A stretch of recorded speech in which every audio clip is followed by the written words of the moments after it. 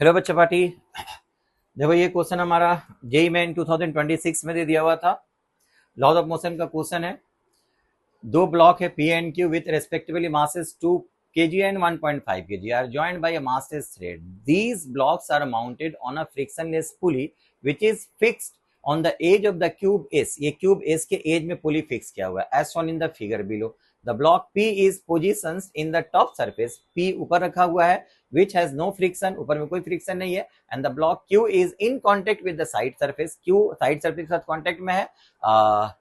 Having coefficient of friction mu, the cube S moves towards the right. Cube S cube को हम लोग right side में move कर रहे हैं, ठीक है। With an acceleration a equal to, इसका एक्सेलरेशन हो गया तुम्हारा g/2, where g is gravitational constant, acceleration gravitational acceleration. During this movement the block P and Q remain stationary.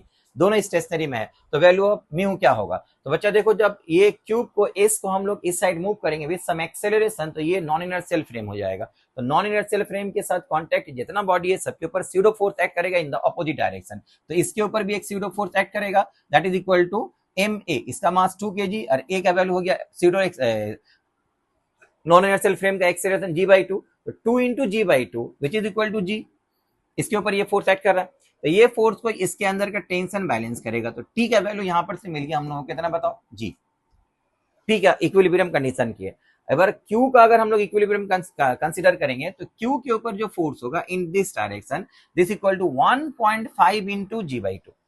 1.5 into g/2 का मतलब हो गया था 1.52 से डिवाइड कर दो, 0.75 इंटू जी होगा, ठीक है। ये हो गया तुम्हारा फोर्स, और इस फोर्स के अपोजिट डायरेक्शन में क्या देगा, ये नॉर्मल रिएक्शन देगा।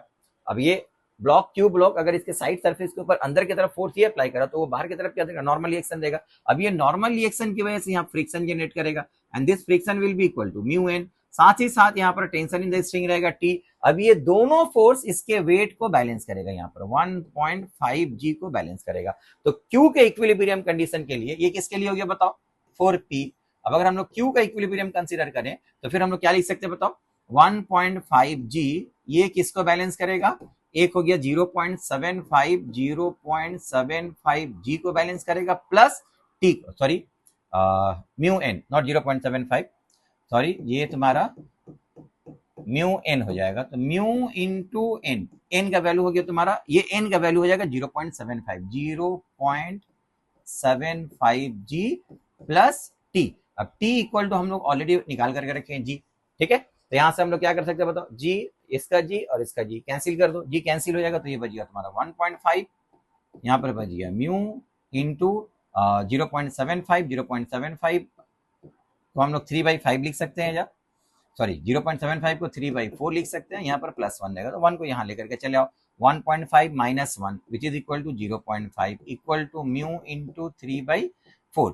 तो ये म्यू का वैल्यू हो जाएगा यहाँ से 4/3 इंटू, ये हो गया तुम्हारा कितना बताओ, 4/3 into this is half, half से कट करो तो 2/3 हो जाएगा। तो म्यू का वैल्यू 2/3 मीन 0.67।